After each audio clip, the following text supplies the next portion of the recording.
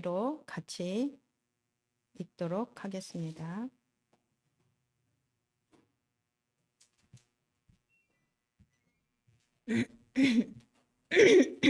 같이 읽겠습니다. 너희가 전에는 어둠이더니 이제는 주 안에서 빛이라. 빛의 자녀들처럼 행하라. 빛의 열매는 모든 착함과 의로움과 진실함에 있느니라. 주를 기쁘시게 할 것이 무엇인가 시험하여 보라. 너희는 열매 없는 어둠의 일에 참여하지 말고 도리어 책망하라. 그들이 은밀히 행하는 것들은 말하기도 부끄러운 것들이라. 그러나 책망을 받는 모든 것은 빛으로 말미암아 드러나나니 드러나는 것마다 빛이니라. 그러므로 이르시기를 잠자는 자여 깨어서 죽은 자들 가운데서 일어나라. 그리스도께서 너에게 비추이시리라 하셨느니라. 아멘. 오늘 한 주간 우리는 주 안에서 빛이라 이 제목을 꼭 기억하시기를 바랍니다. 오늘 말씀해 보니까 하나님께서 우리를 빛으로 이제 우리의 모든 것을 바꿔주셨습니다. 오늘 본문에는요, 전에는 우리가 어두움 가운데서 어떻게 했습니까? 종노릇하고 살았는데 이제는 그리스도와 함께하는 주 안에서 빛이 된 자들이라고 말씀에 오늘 본문 말씀에 나옵니다. 그래서 빛의 자녀들처럼 행하라. 빛의 자녀로서의 삶을 살라고 말씀합니다. 에베소 교회에 이렇게 복음을 정리하고 빛 대신 그리스도를 증거하고 이렇게 성도들에게 증거한 이유는 뭐냐면 에베소 교회에 이 부분이 흐려졌다는 것입니다. 다시 한번 확인시켜주는 내용입니다. 오늘 우리에게도 이 말씀을 통해서 우리에게 이 말씀을 확인시켜준다 이렇게 말씀을 받으시면 좋겠습니다. 이번 주에 초신 강의를 이렇게 준비하면서 어떤 목사님이었는데 너무 순수하게 이렇게 믿음 가지고 목사님이 되셨다가 어느 그 끝까지 목사님이셨죠. 목사님이고 많은 영향을 입히신 분인데 이분이 어떤 분을 만남으로 인해서 그 색깔이 달라지고 신앙이 달라진 거에 대해서 이렇게 나오더라고요. 믿음의 사람이 신앙생활을 잘 하다가 누구를 만나냐면 이신론자를 만나게 되었습니다. 이신론을 주장하고 그 결국에는 자유주의 신학의 기초를 놓고서 영향을 입힌 그 목사님이 이렇게 된 사람이었습니다. 그분은 산소를 처음 발견한 사람이기도 하고요. 그분의 발견으로 인해서 탄산수가 나오게 된 분이에요. 너무 하나님께서 처음에 하나님을 사랑하고 이랬지만 이신론이라는 게 뭐냐면 하나님을 믿는데 하나님을 한 분으로 보는 것입니다. 그래서 도대체 삼위일체가 이해가 안 되는 거예요. 삼위일체를 부정하는 자들이 이신론자입니다. 미국의 유명한 벤자민 프랭클린이 이신론자였는데 그 사람을 그 목사님이 만남으로 인해서 완전히 이신론자가 되었습니다. 이 삼위일체를 부정하는 이유는 뭐냐면 이 이신론과 자유주의자가 주장하는 것이 바로 이성과 경험이거든요. 우리의 이성으로 도대체 이해가 안 되는 겁니다. 한 분이신 하나님이 세 가지 일을 하신다는 것이 이해가 안 되고 경험할 수 없는 겁니다. 그래서 주장하는 겁니다. 하나님이 창조하신 후에서 이제 뭐냐면 세상에 이렇게 창조하신 것을 맡겨서 인간이 창조하신 것을 계속 이루어 간다고 생각을 하는 겁니다. 우리는 어떻습니까? 우리는 하나님께서 창조하시고 우리 하나님께서 만드신 모든 것을 하나님께서 사람에게 창세기에 보니까 맡기셨습니다. 그런데 사람이 하나님과 함께 살 수 없도록 만든 존재가 있는데 그게 사단입니다. 사단은 뭡니까? 하나님 외에는 도대체 그 권세를 꺾을 자가 없습니다. 그래서 하나님이 친히 오셔야만 그 문제가 해결됩니다. 그래서 하나님이 친히 구원자로 오신 것이 이름이 예수입니다. 오셔서 우리를 구원하시는 내용이 그리스도인 것입니다. 이것이 우리의 이성으로 이해가 안 된다는 거예요. 그래서 사람의 이성으로 이해가 가고요. 경험하는 것을 중시하기 때문에 도덕적인 삶을 강조합니다. 우리나라도 자유주의 신학을 하는 신학교가 있습니다. 그래서 이 신학을 한 목사님들이 교회를 또 많이 하고 있습니다. 하나님을 사람의 이성으로 이해해서 맞으면 믿고, 그렇다면요 복음이라고 할 수가 없습니다. 당연히 그거는 종교입니다.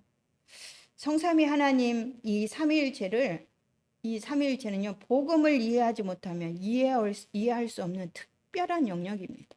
그리스도 복음을 이해하지 못하고 우리가 구원받아야 되는 그 복음을 이해하지 못하면 삼위일체를 이해할 수 없습니다. 그래서 어떤 분들은 삼위일체가 성경에 어디 나오냐 이러는데 나옵니다. 뭡니까? 그는 근본 하나님의 본체시다. 이것이 삼위일체입니다. 응? 오늘날 교회 성도들의 수준이 높아지고 있습니다. 과학적으로도 많이 발달하고 있습니다. 그래서 교회 안에서도 뭡니까? 이렇게 이신론자인 것처럼 모르지만 이성을 중시하고요. 사람의 경험을 추구하는 자들이 이렇게 생겨나고 있습니다. 그래서 참 복음만 말하면 요즘 세상이 어떤 세상인데 그런 얘기하냐 이렇게 나온다고 하는 것이죠. 우리는 이성을 가지고 이게 신앙생활을 하는 것이 아닙니다. 이성을 가진 우리가 하나님을 만날 때에 그 이성을 초월하는 절대자의 그 뜻을 알고서 우리가 신앙생활을 하는 것이죠. 그래서 복음을 믿는 믿음으로 신앙생활 하는 거죠. 창세기 3장에서 시작된 인간의 문제를 근본 문제를 보지 않으면요 복음의 절대 필요를 이해할 수 없습니다. 하나님이 이 땅에 복음으로 오셔야 되는 것을 우리 사람의 머리로 이해가 안 된다는 것이죠. 그래서 이신론자들이 주장하는 건 뭡니까? 하나님이 사람에게 맡겼으니까 우리가 창세기 3장에서도 우리가 빠져나와야 되는 거예요. 결론은. 그런데 우리 사람은요 영이 죽었기 때문에 절대 빠져나올 수가 없습니다. 그래서 창세기 3장 15절에 바로 하나님은요 구원의 길 예수 그리스도 여자의 후손을 보내실 것을 바로 약속하지 않습니까? 그죠? 그래서 오직 그리스도만이 유일한 해답이고 하나님께로 가는 길이라는 것을 이해할 수 없기 때문에 이신론에 빠지게 되는 것을 보게 되었습니다. 오늘 빛의 자녀들처럼 행하라 이 말씀을 보면서요 우리는요 무엇을 행하라 그러면 자동적으로 또 떠오르는 것이 윤리와 도덕으로 생각하고 오해할 수 있습니다. 그래서 이신론이 교회 안에 나오는 것입니다. 사람의 이성을 추구하는 것이 교회 안에 자꾸 들어오게 되는 겁니다. 근데 에베소서에 지금까지 바울이 복음을 정리해 주면서 증거한 이 말씀들을 보면요 이건 윤리 도덕을 말하는 것이 아니라는 것을 우리는 그동안에 에베소서 빌립보서 이렇게 쭉 보면서 이렇게 알 수 있습니다. 그리스도 안에서 변화된 나의 신분 권세 누리는 것이 바로 우리가 하나님의 자녀들, 빛의 자녀들처럼 사는 것이고 행하는 것이라고 말하는 것입니다. 오늘 본문도요 전에와 이제 이렇게 상태를 말하면서 이건 뭐냐면 복음과 종교의 차이를 전하고 있습니다. 종교는 끊임없이 내 스스로 빛이 되라 이것입니다. 복음은 뭡니까? 내 수준과 능력과 상관없이 주 안에서 이제는 이미 빛이라는 거죠. 언제부터요? 예수님이 내 마음에 그리스도 구원자로 오셨을 때부터. 같은 말씀처럼 보이지만요 너무나 다릅니다. 우리 인간이 주체가 아니라 복음이 하나님이 주체라는 것을 바울은 늘 증거하고 있죠. 그리스도인으로서요 이전의 행실을 버리고 새로운 여정을 가야 된다고 이전 것에 매이지 말라고 옛사람을 벗어버리라고 이렇게 바울은 계속 증거하고 있습니다. 너희의 유혹의 욕심을 따라 썩어져가는 구습을 따르는 옛사람을 벗어버리고 오직 너희의 심령을 새롭게 하여 하나님을 따라 의와 진리와 거룩함으로 지으심을 받은 새 사람을 입으라. 우리가 본 말씀이죠. 그 말씀과 같습니다. 바울의 이 말씀을 듣는 에베소 교회 성도들은요 대부분 유대인이 아니었습니다. 에베소 지역의 교인들은요 이방인들이었어요. 이방인들이 복음을 듣고 하나님을 믿게 된 것입니다. 대단한 거죠. 이 불신자가 불신자에게 오늘 처음 만났는데 복음을 말하고 그 사람이 예수님을 영접했다는 건요, 진짜 성령이 아니거나 할 수 없는 것입니다. 처음 본 사람이 뭘 전했다고 믿습니까? 아니잖아요. 성령이 관여하시는 것이죠. 그런데 이방인들을 향해서 이제는 너희는 빛이라고 이렇게 강력하게 전한 거에 대해서 우리가 좀 생각해 봐야 됩니다. 유대인의 이 선민 사상을 가진 유대인들에게 너희는 빛이라고 말해도 그 사람들이 충격일 텐데요. 그 시대에 이 유대인들이요, 이방인들은 다 지옥 갈 사람들이었어요. 그 지옥 갈 존재들이라고 생각하고 있는 이방인들에게 빛이라고 전하는 것은 정말 너무나 큰 충격적인 메시지입니다. 우리가 교회 다니면 복 받는다. 예수님이 우리 죄를 사했다. 이런 식으로 이렇게 듣고 우리가 교회를 다녀도 감사했습니다. 그런데 예수님이 누구인지, 그리스도가 누구신지, 성삼위 하나님이 어떤 일을 하시는지 이 복음의 비밀을 정확히 알았을 때는 이루 말할 수 없는 충격이 있습니다. 그죠? 예수 그리스도 안에서 새롭게 지으심을 받은 사람들을 향해서 이 전하는데 너희들 수준 때문에, 능력 때문에가 아니고 그거와 상관없이 예수 그리스도가 빛이시기 때문에 그 그리스도로 인해서 너희 안에 있는 그 그리스도로 인해서 누구나 빛이다 이렇게 증거하는 것입니다. 지옥 가야 돼. 나는 구원받을 수 없어.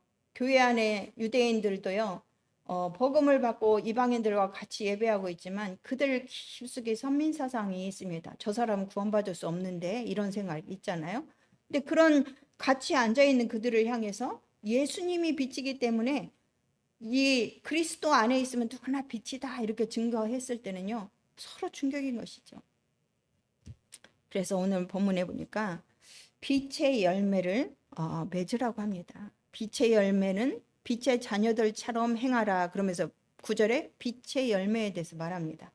복음을 설명할 때는요. 뭐라고 설명하냐? 요한복음 1장에 보니까 빛이라고 그러고 생명이라고 합니다. 그죠? 이 복음의 빛을 받으면 생명이 살아나는 것이죠. 이 빛은요. 창세기 1장 1절에 보니까 창조의 빛이었습니다. 빛이 있으라 하시니 빛이 있었고 그랬습니다. 이 빛은 뭐예요?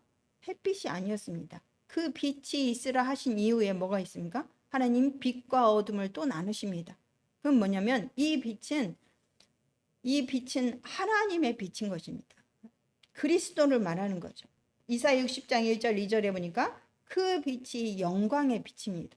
요한복음 1장 3절에 보면 그 빛은 생명의 빛입니다. 요한복음 8장 12절에 보니까 그 빛은 세상의 빛이고요. 베드로전서 2장 9절에 보니까 귀한 빛이다. 그리고 마태복음 5장 14절 그 빛을 가진 너희는 세상의 빛이다. 이렇게 나옵니다. 한 주간 우리가 마태복음 5장 14절을 이렇게 또 묵상해야 되는데 수요일 날 메시지 이렇게 제가 잘못 전달했습니다. 마태복음 5장 13절을 이렇게 주보에 기록해 놨는데 14절입니다. 제가 잘못 전달했습니다. 그런데 또 그 말씀 빛과 소금에 대한 거니까 그것도 같이 보시기를 바랍니다. 그래서 이 빛의 자녀의 삶은요. 그리스도 복음을 알면 알수록 빛의 삶을 살 수가 있습니다. 이 빛의 삶은 내가 하나님의 자녀라는 것을 모르는데 어떻게 하나님 자녀의 삶을 살겠습니까? 어떻게 자녀된 신분을 누리고 권세를 사용할 수 있습니까? 이 빛의 자녀의 삶은요. 내가 누군지 알고 나에게 주신 권세를 사용하는 것이 빛의 자녀들의 삶입니다. 이 빛의 속성은 뭡니까? 속성은 어둠을 폭로하는 능력을 가지고 있습니다. 빛이. 그 증거가 뭡니까? 세상에서 어둠이 어둠인지 몰랐었습니다. 그죠? 우리가 불신자로 살 때는요. 우상숭배가 우상숭배인지 모르고 사는 것입니다. 근데 빛 대신 복음을 알고 보니까 어때요? 이 세상에 이 어둠이라는 것이 이해되고 세상의 빛을 전해야 되는 또 이유를 알게 됩니다. 빛의 열매를 오늘 9절에 뭐라고 합니까? 모든 착함이다 그럽니다. 일반적인 착함은요. 어질고 관대한 마음으로 이렇게 사람을 대하는 것, 인격적인 것을 말합니다. 그런데 신앙의 이 모든 여기서 말한 모든 착함은요, 신앙의 성숙에서 나오는 착함입니다. 영어에는 굿니스라고 한다고 합니다. 굿니스는요, 갈라디아 5장 22절에 나오는 성령의 열매 중에 양선과 같은 단어입니다. 양선은 뭡니까? 인격적으로 착한 열매가 아니라요, 하나님이 보시기에 착하고 선한 것을 말합니다. 우리가 보는 착함과 하나님이 보시는 착함의 차이가 뭔가 생각을 해보시기 바랍니다. 우리는요, 나에게 잘해주면, 우리가 교회 올 때 대부분의 사람이 그렇습니다. 교회 가면 뭔가 복을 받을 것 같아서, 교회 가면 뭔가 목사님한테 뭔가를 받을 수 있을 것 같아서, 교회 가면 사람들한테 뭔가를 받기 위해 이렇게 생각합니다. 근데 복음을 정확하게 들으면 교회에 가서 내가 하나님 자녀의 축복을 누리고 사는 것이구나. 내가 예배를 해야 되는 존재구나. 이렇게 생각이 다르지요. 의로움이라고 합니다. 의로움 뭡니까? 정의, 올곧음, 표준 이런 뜻이 있습니다. 무엇이 정의고 올곧음이고 표준이겠습니까? 세상의 모든 종교, 철학, 사상, 이념 아무리 자신들이요 정의하고 진리라고 해도 세상에는요 절대라는 게 없습니다. 정의라고 했지만 어느 날 보니까 그 정의가 틀렸다고 하고 다른 정의를 내세우고 반복되고 있습니다. 이번 주에도 전도하면서 어느 부동산에 갔는데 이분이요 철학을 한 사람이야. 눈빛이 이렇게 꼭 박수무당 같아요. 남자분인데. 근데 그분이 철학을 아주 부동산을 하지만 실력이 있더라고. 어느 대학에 강의를 가요. 평생교육원 같은 데 강의를 가시는 것 같아요. 가서 철학을 강의하는데 이분은 기독교인입니다. 그 교회 가정 안에 목회자도 있습니다. 자기도 신앙생활을 쭉 하다가 지금 바빠서 못 간대요. 그런데 이분이 철학으로 그래서 철학하는 사람들은 하나님을 부인하지 않습니까? 그랬더니 그거는 철학을 뭐 잘 몰라서 그렇다 또 이렇게 얘기를 해요. 그래서 결국에는 뭐냐면 이 철학이 그 이상인 겁니다. 신앙의 그 이상인 겁니다. 그분을 보면서 그런 느낌을 받았습니다. 그래서 그러면 그렇게 하나님이 계시다는 걸 믿으면 이 철학으로 하나님을 증명한 사람이 없지 않냐. 그걸 한번 남은 생애 동안에 도전해 보시면 어떠냐 제가 그렇게 말씀을 드렸습니다. 그랬더니 그거는 그렇게 증명할 수가 없다고 또 이렇게 얘기를 하시는 거예요. 네, 그리고 자기가 바빠서 그런 거는 그쪽 분야는 자기 전공이 아니라서부터 모른다 그러고 막 이렇더라고요. 어떻게 사람의 지식으로 하나님의 진리를 정의할 수가 있겠습니까? 그죠? 그거거든요. 오직 절대의 주권은 하나님 한 분이십니다. 그래서 하나님이 인정하시는 의로움이 정의입니다. 그래서 우리 세상 사람들이 말하는 정의하고 다를 때가 있습니다. 기준과 진리는요 하나입니다. 성경에서는 요한복음 14장 6절에 보니까 내가 곧 길이요 진리요 생명이니 오직 예수 그리스도만이 진리입니다. 하나님이 이 땅에 주신 진리는요 예수가 그리스도라고 아는 것이 진리입니다. 그 안에서 모든 것이 하나님이 창조하신 모든 것이 회복되어지고 하나님의 뜻으로 살 수 있는 그 진리는 예수 그리스도로 주신 것밖에 하나님 없다고 이렇게 다른 길을 준 적이 없다고 이렇게 말씀하시는 겁니다. 그 다음에 진실함은 뭡니까? 헬라어의 뜻이 보니까요. 이 진리라는 것이 진실이 햇볕에 비추어서 금이 가지 않은 상태 이렇게 나오더라고요. 이 말은 뭡니까? 당시에요. 상인들이 이렇게 금이 간 그릇을 겉으로 이렇게 흙을 잘 발라가지고요. 팔았다고 합니다. 이 금이 간 그릇을 분별하는 방법은 하나인데 그게 뭐냐면 햇빛에 딱 비춰보는 것입니다. 햇빛에 비추면요 금이 딱 보이죠. 근데 이 햇빛에 비추어도 금이 가지 않은 상태를 진실하다 이렇게 말했다고 합니다. 우리는요 이 시대에 많은 것이 이장되고 있습니다. 그죠? 우리가 막 웃을 때가 있잖아요. 뭐 20대, 30대, 40대, 50대 막 이렇게 얘기하면서 위장되고 포장됐다, 화장해야 되고 변장해야 되고 뭐 막 이런 유행어도 있지 않았습니까? 그죠? 사람들 보기에는요 아무리 진실한 것 같지만 진실이 아니고요 영적인 진실 따로 있다는 것이죠. 이 세상의 진실이라고 하고 진리라고 하는 건요, 계속 변합니다. 우리가 정치권에서도 우리가 흔히 이렇게 확인되지 않습니까? 그죠? 이게 막 맞다고 생각해서 막 거기에 따라갔더니 어느 날 딱 정권이 바꾸면 또 그게 틀렸다 그러고 이게 맞다 하면서도 막 사람들이 그걸 쫓아 살도록 범으로 정하고 이렇게 이끌고 그러지 않습니까? 그죠? 그거는 뭐냐면 참 진리가 아니라는 겁니다. 참 진리면은 변하지 않습니다. 그죠?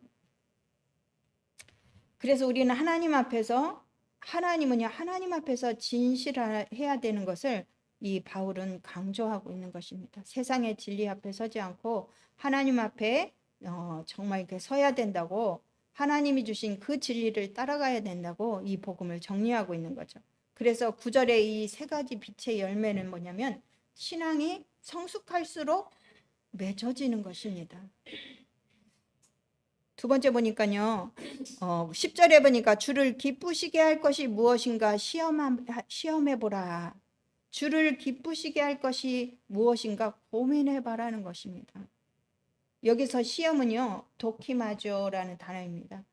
이 로마서 12장 2절에 보니까 너희는 이 세대를 본받지 말고 오직 마음을 새롭게 함으로 변화를 받아 하나님의 선하시고 기뻐하시고 온전하신 뜻이 무엇인지 분별하도록 하라 그랬는데, 여기서 분별하도록 하라 하는 이 단어가 도키마조와 같은 단어입니다.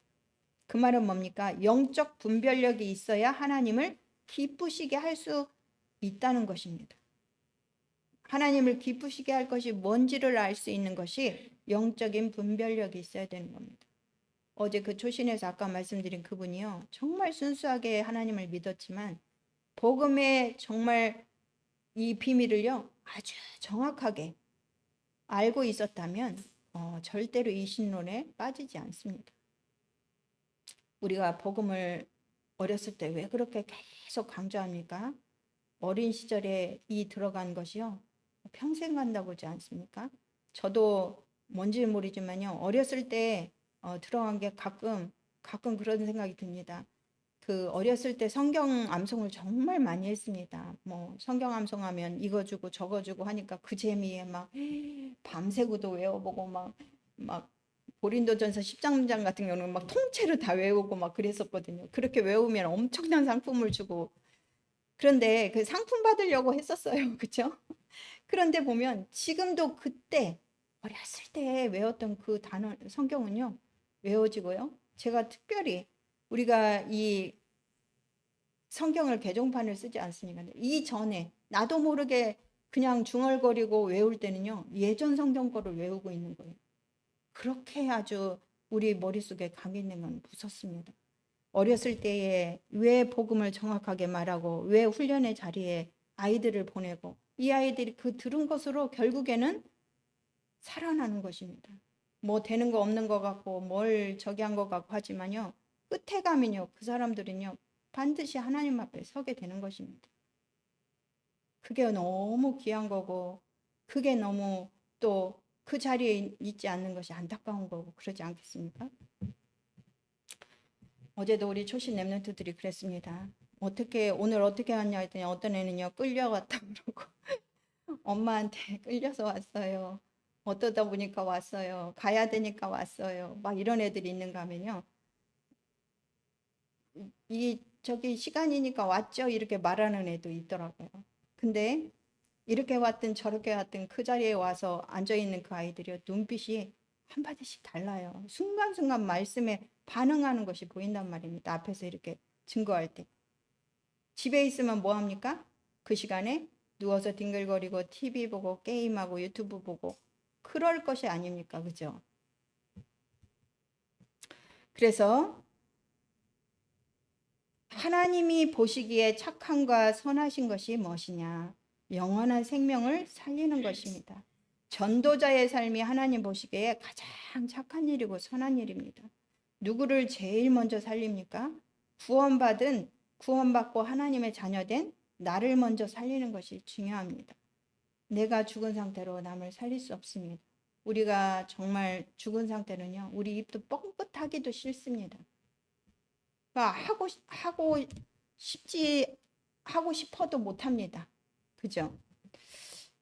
그리고 하나님이 기뻐하시는 것은요. 그래서 하나님이 주신 복음을 믿는 것이 하나님의 기뻐하시는 겁니다. 하나님을 믿는 것을 하나님을 기뻐하시는데 하나님을 믿는 것이 뭐라고 합니까? 내가 보내신 자를 믿는 것이 나를 믿는 것이다 그랬습니다. 그래서 하나님을 믿는 것을 가장 기뻐하시는데 그 기쁨이 결국에는 예수 그리스도를 믿을 때 하나님이 가장 기뻐하시는 것을 알 수 있습니다. 그리스도를 알고요. 하나님을 믿는 믿음이 있을 때 우리는 그래서 하나님의 뜻과 계획을 알고 따라갈 수가 있습니다. 오늘 뭐라고 말합니까? 네, 선하시고 그랬습니다. 선하시고 기뻐하시고 온전하신 뜻, 이것이 하나님이 우리에게 정말 원하시는 거죠. 하나님이 선하게 보시는 것이 뭐라고요? 그래서 결국에는 하나님 앞에 참 예배를 회복하는 겁니다. 참 예배는 요한복음 4장 23절 24절에 보면요. 영과 진리로 성령과 예수 그리스도로 우리가 이 복음을 알고 예배하는 것이 정말 우리가 할 수 있는 최고의 하나님 앞에 선한 것인 겁니다. 그리고 하나님 기뻐하시는 것이 뭡니까?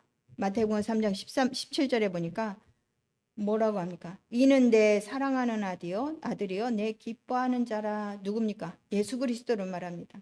마태복음 17장 5절에도요.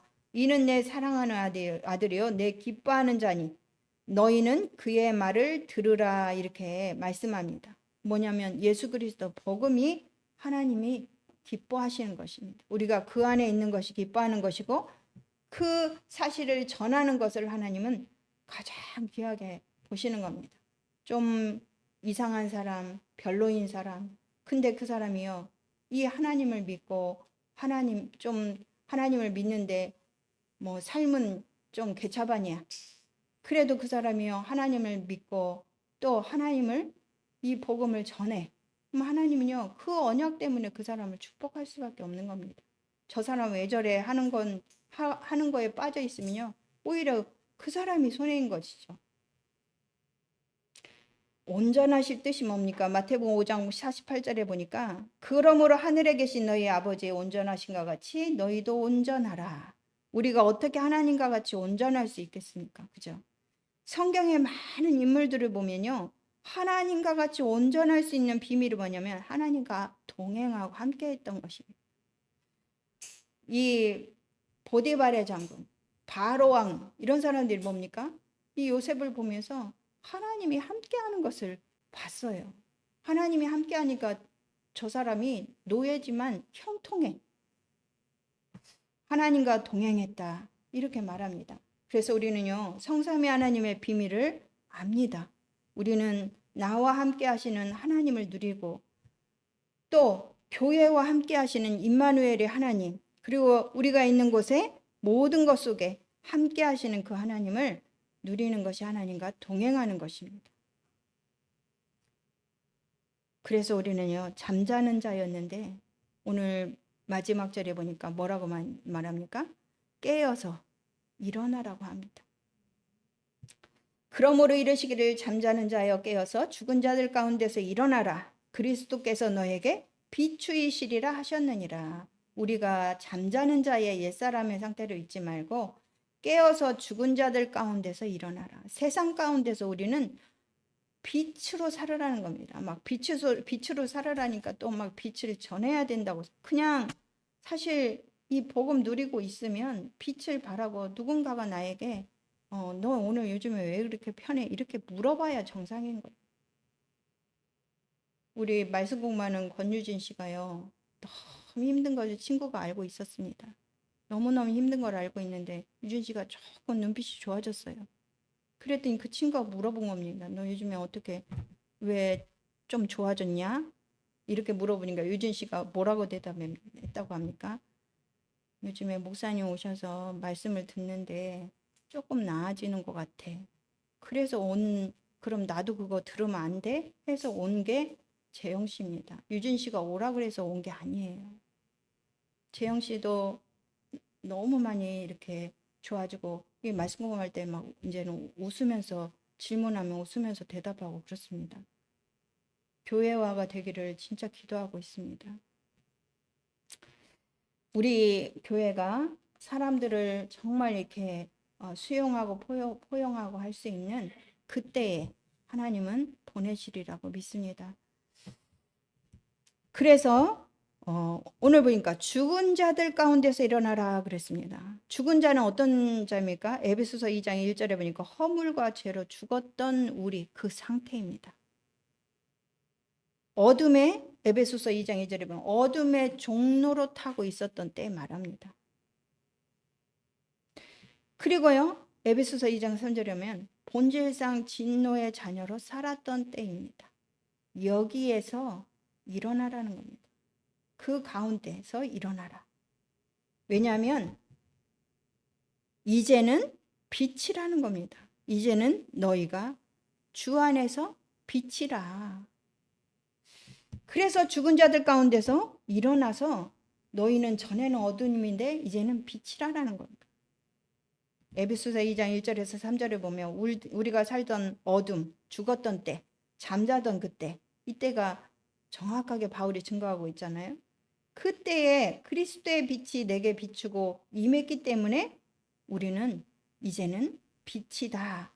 다시 한번 이렇게 오늘 본문에 말하면서 깨어 일어나라. 이제는 깨어 일어나는 정도가 아니라 이 빛을 발하라. 왜냐하면 그리스도께서 너에게 계속 비추이시리라. 우리와 성령으로 함께 계시기 때문에 계속 비추고 계시는 것입니다. 성경에 있는 말씀이 아니라요. 우리가 이 죽었던 자, 어둠 가운데 잠자며 소망이 없는 이 자였을 때를 생각해 보면 우리가 교회 가는 것도 이해가 안 됐겠죠. 사실 저는 애기였을 때부터 교회를 다녀서 교회 안 가는 사람이 그렇게 교회 가는 사람이 어떻게 보였을까는 사실 잘 모릅니다. 왜냐하면 그냥 교회는 당연히 가는 거고 종교는 교회밖에 없는 줄로 알고 살았기 때문에 지금 생각하면요. 그때 우리 부모님은 집사님이었습니다. 요즘에 집사님들하고는 너무 다르죠. 그래도 그분들이요. 정말 이렇게 한 가지는 정확하게 하셨습니다. 주일 아침에 막 어떤 꾀를 써도 안 통하고 교회는 가야 되는, 울면서도 막 갔습니다. 교회 어떤 날은 막 안 가고 싶을 때가 있어요. 추워가지고. 그럼에도 울면서 갑니다. 그렇게 갔던 때가 있는데 그분들은요. 그거는 했지만 왜 예수 믿어야 되는지 이런 건 한 번도 우리 부모님한테 들어보지는 못했습니다. 그렇지만 그 당시에 이 흐름에 보면 정말 그 논일 반일 다 하면서 새벽에 예배가고 하는 그런 모습들을 보면서 우리가 신앙을 배우지 않았습니까? 우리 자녀들의 정말 우리 엄마가 기도하는 거, 우리 아빠가 기도하는 거 그런 것을 보고 배우지 않습니까? 우리 어머니는 보면 제가 초등학교 1, 2학년 때였던 것 같은데 꼭 엄마가 아팠습니다. 그때에 꼭 그 다리를 주물러야 됐습니다. 다리가 아파가지고. 그건 다리를 주물르고 있으면 기도해 주라고 하면 제가 뭔 기도를 할 줄 알겠어요. 그런데 기도를 꼭 시키고 뭐라고 했는지는 모르지만 뭔가 한마디 기도하면 막 그걸 그렇게 칭찬을 했습니다. 이런 것들이 이제 지나고 보니까 제 안에서 그런 것들이 이제 신앙의 또 발판이 되기도 했습니다. 그런데 우리는 지금 복음을 너무 정확히 알고 있지 않습니까? 이 복음을 가장 먼저 내 자녀들과 내 가까운 사람들에게 반복적으로 이렇게 전해야 되지 않겠습니까? 그렇죠? 전해야 되지 않겠습니까? 그렇죠? 그래서 우리를요, 내 수준과 내 배경 이런 걸 보면요, 우리는 정말 소망이 없습니다. 그런데 내 수준 상관없이 주께서 내 안에 거하시는 은혜를 주셨습니다. 그죠? 그래서 우리는 주 안에서 빛이라고 말씀합니다. 주 밖에서는요, 어둠입니다. 빛이 될 수 없습니다. 늘 주 안에 있어야 되는 것입니다. 그래서 내 안에 가장 먼저 뭐냐면 주 안에 있는 망대가 세워져야 됩니다. 나를 먼저 복음으로 이렇게 무장을 시켜야 되죠. 나를 살리는 복음은 그리스도밖에 없는데 이 내 안에 하나님의 망대가 견고하게 서면요. 말씀의 흐름을 따라 살 수가 있겠죠. 우리가 가는 여정에 뭡니까? 하나님의 계획과 뜻을 보게 되고 그 길을 따라갈 것입니다. 다 지난 후에 보면 하나님이 우리를 통해서 우리 후대들에게 전달된 이 기념비적인 뭔가를 하나님은 우리 후대들에게 기억하게 하실 것입니다. 우리가 그런 축복을 누릴 수 있기를 바랍니다. 오늘 바울은요, 에베소 교회 성도들에게요, 그리스도 복음만이 우리의 문제를 치유하고 살릴 유일한 길이라는 것을 계속 반복하면서 그리스도를 설명합니다. 이 말은 뭐냐면 자꾸 그리스도 밖의 것을 쳐다본다는 겁니다.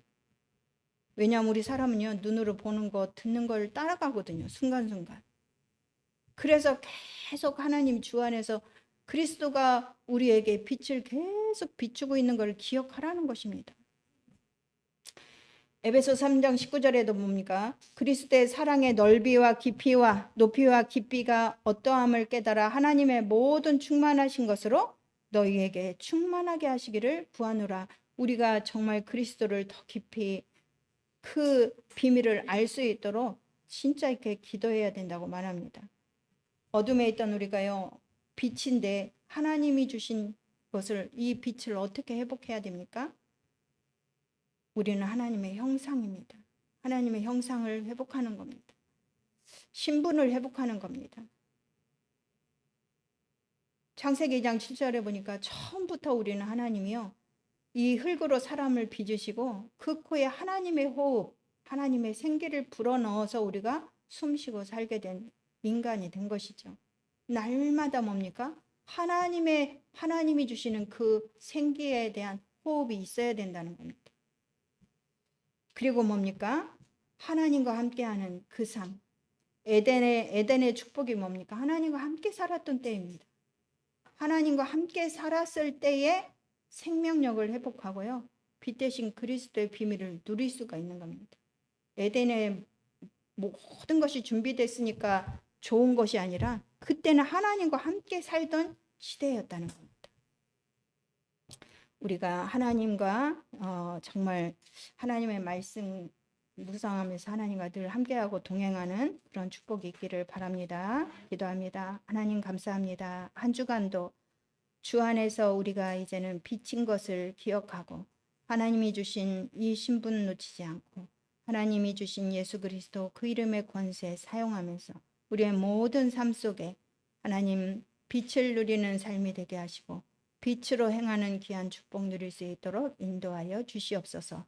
우리의 모든 발걸음을 하나님께서 지켜주시고 보호하시고 인도하시는 귀한 한 주간의 모든 삶이 될 수 있도록 이 귀한 말씀 붙잡고 돌아가게 하시고 승리하게 하옵소서. 예수님의 이름으로 기도하옵나이다. 아멘. 우리 찬송가 377장입니다.